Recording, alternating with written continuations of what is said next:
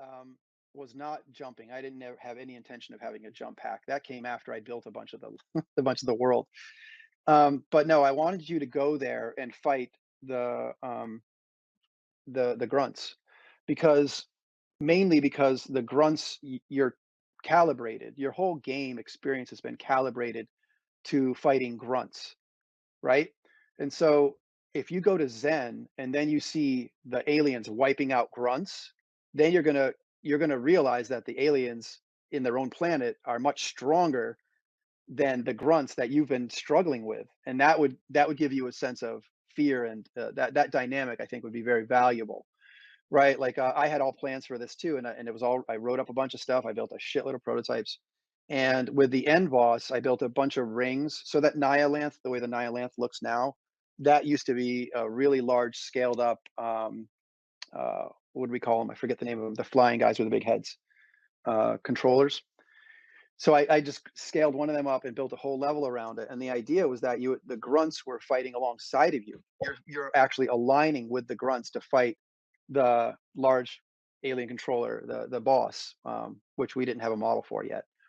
And he would be wiping out, just vaporizing um, grunts in, some kind of presentable way. And always thought like steaming boots would be wild if he just shot out a beam and you saw some steaming boots or something like that. Anyway, the idea was that you would see this boss creature just wiping out grunts that gave you a struggle, and you would realize how powerful these things were. And that mood I thought would have been really cool to play on, but there was just no support. Like I literally built the alien world by myself, and then like Randy took some of the geometry and built a Gonarch. Or no, I think Randy took some of my geometry and roughed in the Gonarchs, but Dario worked on it too, I think, according to his documentary. So that's the one part of the alien world that I didn't do directly, all of it. Everything else was just solo, for better or worse.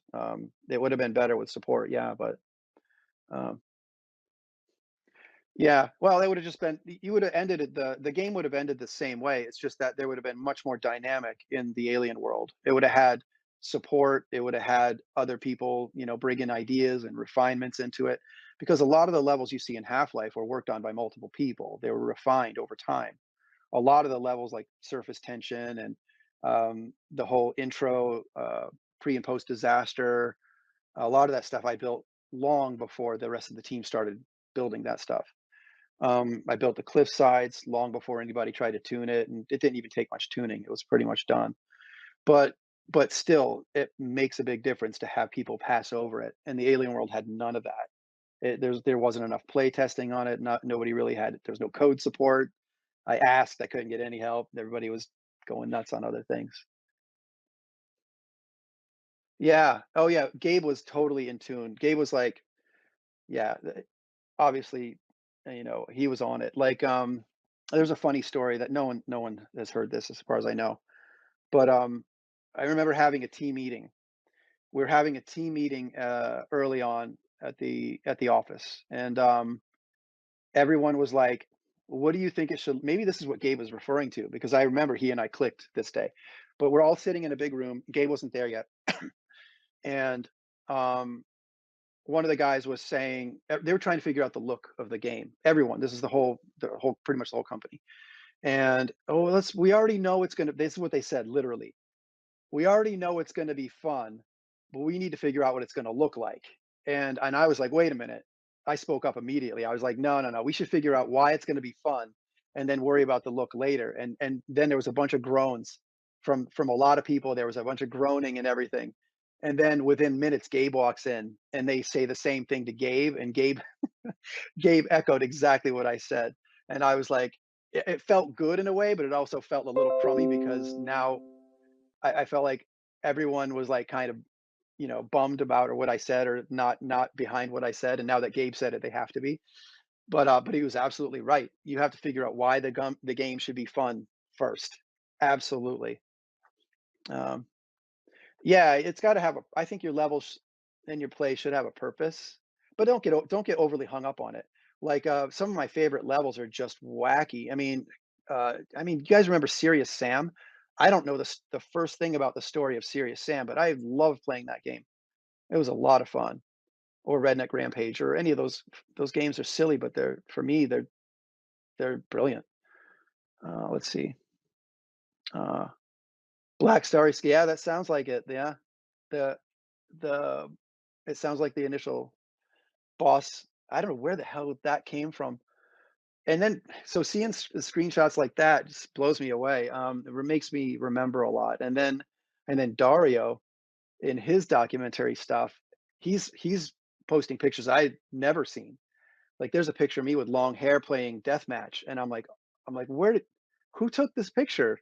We were playing deathmatch. Who took it?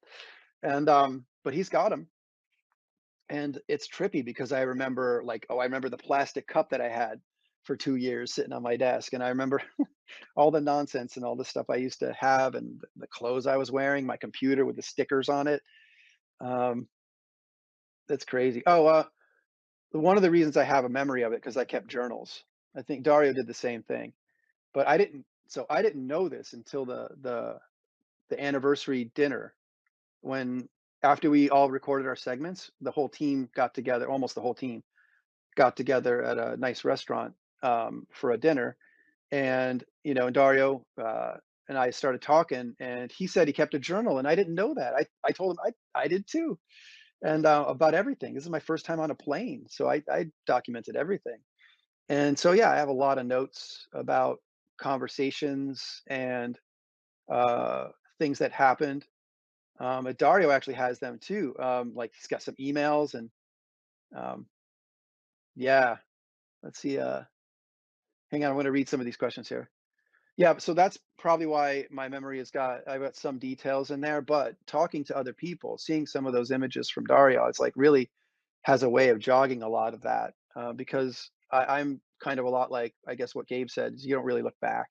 I just I look back as only as a way to learn to propel myself forward. I don't really spend a lot of time back there. Yeah, so there's the sketches came out of the cabal. A lot of those, well, some of the early sketches were Ted's.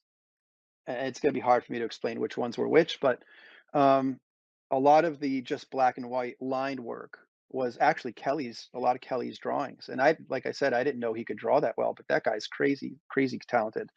The music, the sound effects, the engineering, the ability to bring the ideas together, which I think was the biggest thing he brought to the table. We would have never been able to do that without Kelly as bringing that stuff together. It would have never happened. So if I had to vote for one person that was absolutely integral, uh, it'd be him. You need catalyst, and you need somebody who can spread that catalyst out, and that was Kelly. Kelly. Yeah, we went out to a dinner a couple weeks after we filmed the documentary. We all went out to a dinner, and it was great. Um, but yeah, yeah, I think Kelly did some voice acting, but I think that might be more like alien sounds. Um, yeah, there's a Ted's Ted's concept art really pushed me a lot. It was a brand new. I mean, I've designed levels and stuff like that, but now giving this opportunity, leaving school to take this opportunity, made it high stakes, a bit high stakes for me. And seeing Ted's artwork really raise the bar. I mean, set the bar. It set the bar, and then it would continue to raise it. So um, he's the one who turned me on to the shit, I forget the name of the book, but there's a book we mentioned in the documentary that Chuck mentions. It's all the Alien World Odyssey, and and Ted turned me onto that very early on, and I always loved his style. Ted was like a huge. I don't even know probably doesn't even know this because he wasn't at the dinner, but I would have told him. He was a huge inspiration for uh, driving me to work. A lot of the guys there were, but Ted's concept work was some of the first stuff I'd seen. Like he had it all over the place. He had it on his walls, and he was sketching stuff all the time. So he was constantly providing that energy and that bar for me. And it's just so happened that I really loved his style. I love the way he thinks, the way he visualizes things, and yeah. So that was a big part of it. So a lot of what you see, and a lot of what you see in the documentary, a lot of those levels in the whole first part of that documentary, those are all my prototype levels. I don't know if you know that. So here's a fun story for anybody who's here, and then I'll get back to the questions. But so you guys, some of you know that I used to do TikToks, right? And and apparently that got taken down a while ago, and someone told me, I didn't even know because I haven't been on it in years. But I was showing like prototype levels and things like that, and then I talked to Robin Walker over at Valve, and they didn't have any of that stuff. Source control went down years before or whatever, and they lost. They never they Some of the work that I had that I built, they never had because I didn't use source control. We didn't have it. So I stored all my work on floppies and a zip drive. I think I got a zip drive eventually, but um, we didn't have source control early on. So a lot of the stuff I built, I would put on floppies, and later I would burn them onto a CD. And ultimately, I would find those CDs in my garage after all these years, and they still worked, which was crazy. Because I know Dario, I think, had similar, and they just didn't work after a while. But anyway, I had a lot of these old maps, and it turns out Valve didn't. So I've been meaning to send them to Robin. I'm like, hey, I need to give you these maps so you have them, right? You guys need to have this. So I can't just, I don't want to be the only guy who has this stuff just in case it's useful. And I remember Robin was saying, he was like, well, who knows if other people have some stuff. You're the only one we know right now who has it. But if anybody has some other stuff, maybe someday we can put it together and do something with it. And so, I did the interview thing with Tyler McVicker. It wasn't an interview. I was talking about a mod that was a really cool mod. But so I After they reached out and said, "Hey, do you want to be a part of this documentary?" I was like, "Oh, hell yeah!" And let me use that as a reminder to send you all these maps. So I did. I sent them all the maps, and then so when you watch the first part of the whole documentary, like all those levels, and it's not glorious stuff, but all of those. I think it's almost 100, if not 100% of all the early maps they're showing is all my early prototypes, all the old shit. And it's a lot of it was built, big chunks of it were built directly from Ted's concept art. That's how old some of that shit is, because it's like, I mean, one of them was like a drawing he did that was like this big. And I love this drawing. It was these cages on either side and the lights down the middle of a walkway. And for some reason that really got me. And so I built that, and then I just built a level off of that. So when you're talking about level, or you're asking about level design, for me, that was a big catalyst right away. And that I was like, oh yeah, and then why are they here? What, he didn't have any of that. He just had a beautiful piece of concept art. And so I was thinking, okay, well, there could be ways to get into the cages from the bottom. And so the whole bottom area there with the light switches and the conduit running around the ceilings, that's the outer side of that cage room. And then there's an observation window, and then there's hallways. And so it all grew out of that piece of concept art by Ted early on. Is there any feature or monster you wish stayed in? The enemies like Kingpin, curious what you think. Yeah, there's there was a lot of stuff in there that was really cool. Um, we had Stuka bats and all that stuff. But I'll tell you, a lot of stuff was cut, and they mentioned this in the documentary, so, to some degree, but a lot of stuff did get cut, and then a lot of monsters got cut. And then I remember because Ken was like, he took it upon himself to code a lot of those enemies. He was like, "Nope, I like this." I'm like, "Nope, you're not cutting that." And he would make an effort. He did. He got a lot of stuff in that would have been cut otherwise. The Vortigaunts being one of them. And but I don't have anything. I don't kind of look at it that way, that there was a monster that I wish got in. I look at it more like I wish we had more support on uh, for something like Zen. That's kind of where my head goes, because I think we had enough. We had a really good consistency throughout, and because we didn't want to cut Zen, apparently, I suggested making it very short, but people liked it, and so we kept it the way it was. I would have said it would have been better to have some support there, and rather than, I think we had enough enemies. We just didn't have any support. Like, we didn't have any other designers on it. Nobody else to go through it and do any other combat. It was solo pretty much. So that's probably where I would go with if there's something I think should have been in there. I would have rather gone that route rather than add another character somewhere. Uh, what game or piece of fiction do you wish more game devs took inspiration from? Oh man, you can go anywhere with that. I know I took a lot of mine from Akira, and it's funny that people are surprised to find that out. I'm like, what? It's not obvious.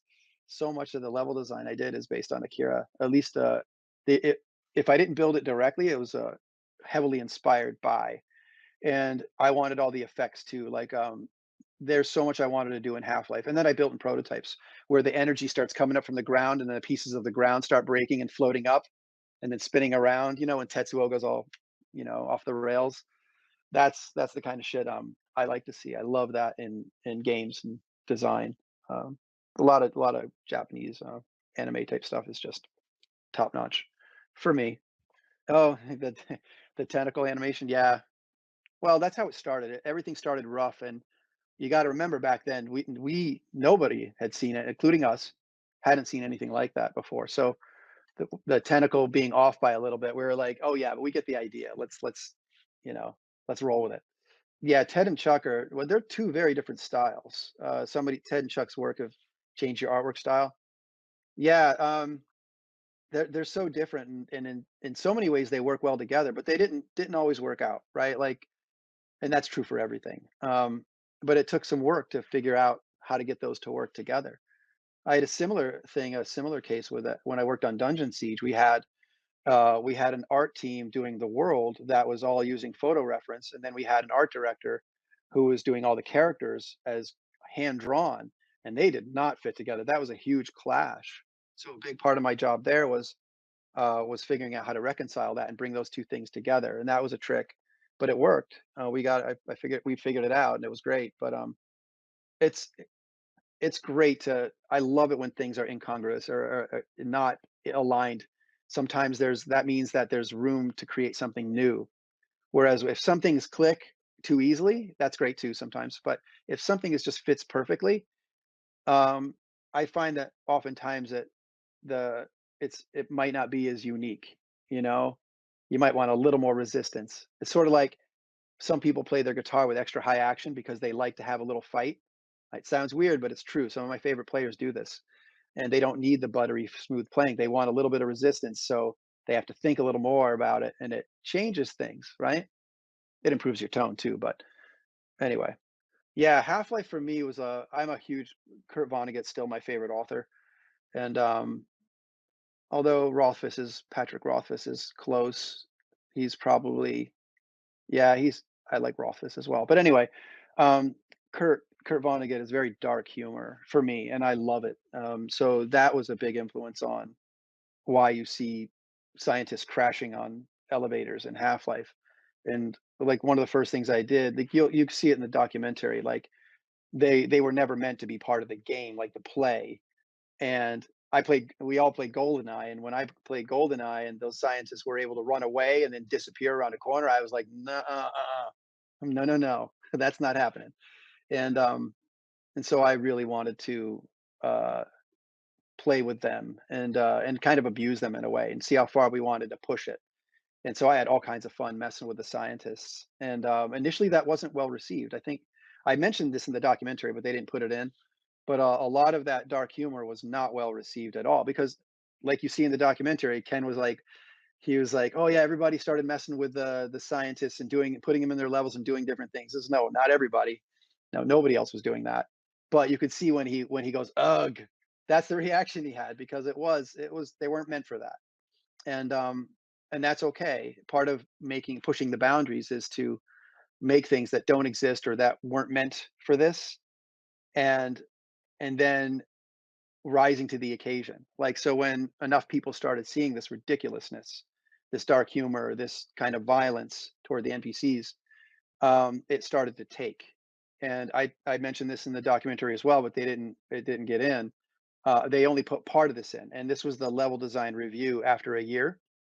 We had a first year, we had all the level designers in one room, and Gabe played our maps.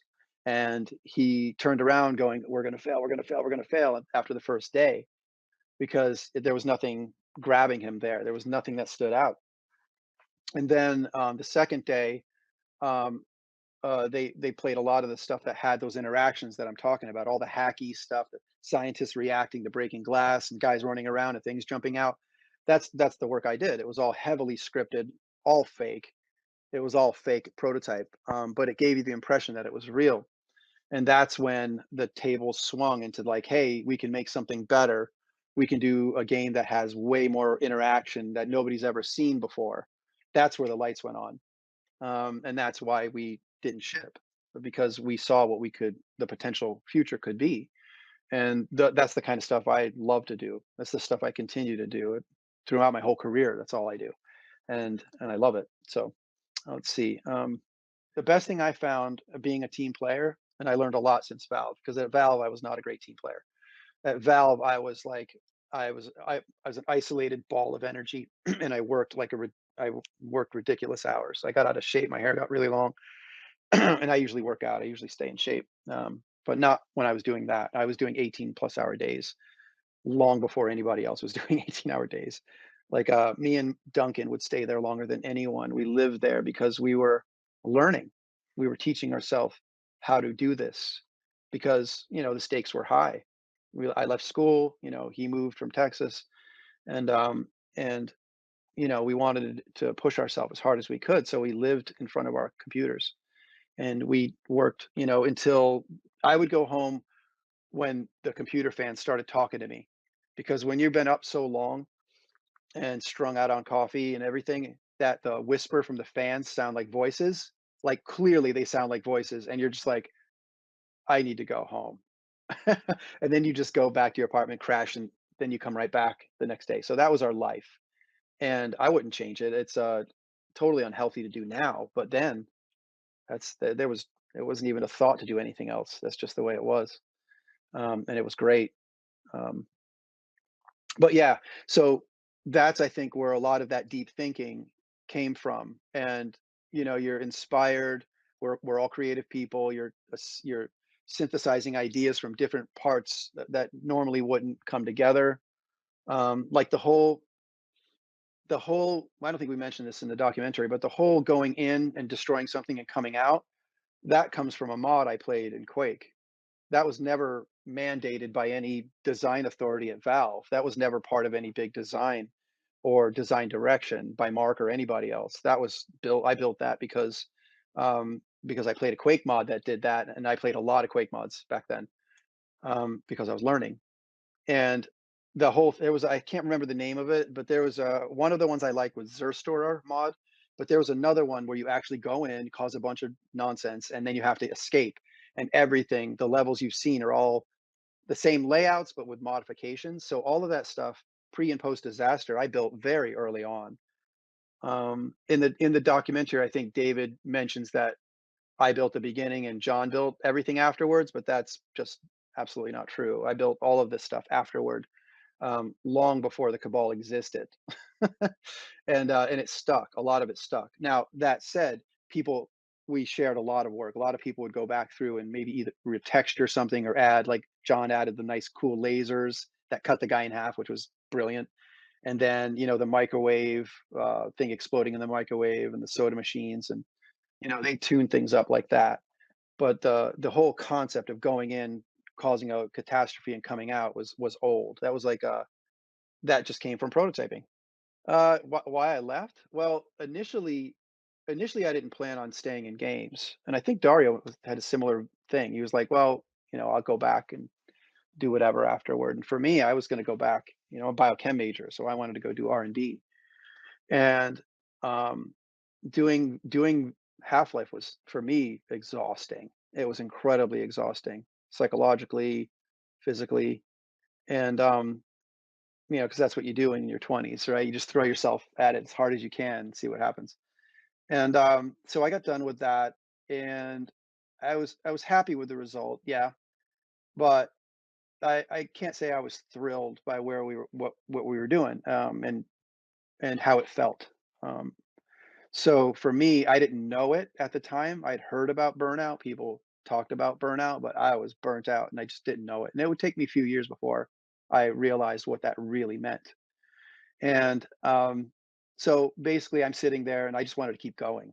People want to relax and take a break. I'm like, no, I want to work on the next Team Fortress. So I started building these crazy RTS, like first person RTS maps. And I still want to play them. They still don't exist, the games like it. But I built something for what would have been TF back in 99 now. I think it was starting in January. It could even been as early as December because I didn't stop. I just kept building.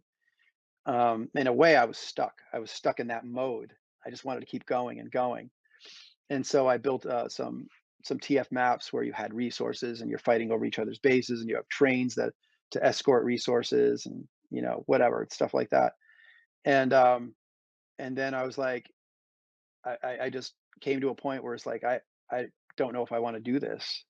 It started to sink in. I'm not sure I want to do this. And and I had to seriously consider it. So I started looking to go back into school and thinking about it. And anyway, long story short, ultimately I ended up literally going down the street to join gas powered games to work on an RPG, which would become Dungeon Siege. And because I'm looking around and nobody else is working, we were supposed to ship Half-Life 2 in 2001 or 2002. Everybody was saying we're going to ship it in 2 years, and I'm looking around, I'm going, "No, no, you're not. You're not gonna ship this in 2 years. In fact, I don't think you're gonna ship it in more than that." And sure enough, it took, like, 6, I think. But, I knew that it wasn't gonna happen soon, and I wanted to work on other things. When I decided to stay in games, I realized, "Oh, I wanna work on something else," and I love RPGs. Eye of the Beholder series, I'll still play that, and, anything like that, I just love it. And so when I heard that literally down the street in Kirkland there, Chris Taylor was working on an RPG, I was like, wow, I need to go talk to him. And so that's what I ended up doing. I went to go join Gas Powered Games and ultimately became a lead on Dungeon Siege and did most of the level design, a lot of character design, a lot of the tone of the game, production pipeline. I did a lot of work on that game because I still had that momentum from Half Life, and I wanted to make an RPG that had that richness of Half Life. That was my goal. And they wanted to make they wanted to make Diablo in 3D with a small team, and I'm like, wow, that's a huge challenge. And so all of this challenge for me is just like a magnet. I'm like, I love these challenges. They're ridiculous. They're stupid. Nobody should ever try to do these things. They're ridiculous, and sign me up. And so that's what I did. Good interviewing questions. Well, yeah. I mean, I don't like so if you're going to interview people, don't do the gatekeeping thing. I've interviewed with so many people who tend to do this gatekeeping thing or give you problems to solve that are not they don't really have good context, like some kind of psychological test. That's all. I think that's a little bit bullshit. But try to come up with a real world example, like a practical example. How would you solve this? What do you think the problem is here? Because that one's even a much better candidate if they can say, well, is that really the problem, and let me help you define the problem and clarify rather than throw a bunch of solutions your way. Because I've worked at major companies who are very solutions driven. Even at Amazon, they're like, don't bring me problems, bring me solutions. And I'm like, ah, God, I hate, how do I tell this senior guy, the super senior guy, that he's wrong? Like, you don't want solutions. You want this team to align around what the problems are and understand what the solutions will look like or might look like when they're solved. What does the world look like, and how we're going to evaluate it once we solve it? And that's how I think about design as well. Even game design, it's a I I think of it as a problem that to be solved, and that doesn't make it any less fun. So for me, it makes it more compelling. Anyway, the point of that is that it helps you align with your team members, and it helps you hire better people if they can think that way. I Staying motivated is the hardest thing to do in this business. So if somebody asks me what's the hardest thing about being in the game industry, I would say that. I would say it's staying motivated because you're going to go through a lot of crap just in life, but in games and tech, there's going to be layoffs all the time, especially with AI. AI is going to start kicking everybody's ass, and I use it all the time. I love it. I would love to code my way out of a job. Yeah, we'll probably do this again soon, and maybe warn people in advance. But it's cool. Thanks for stopping by, everybody, and have a good night. Um, I'm out. See ya.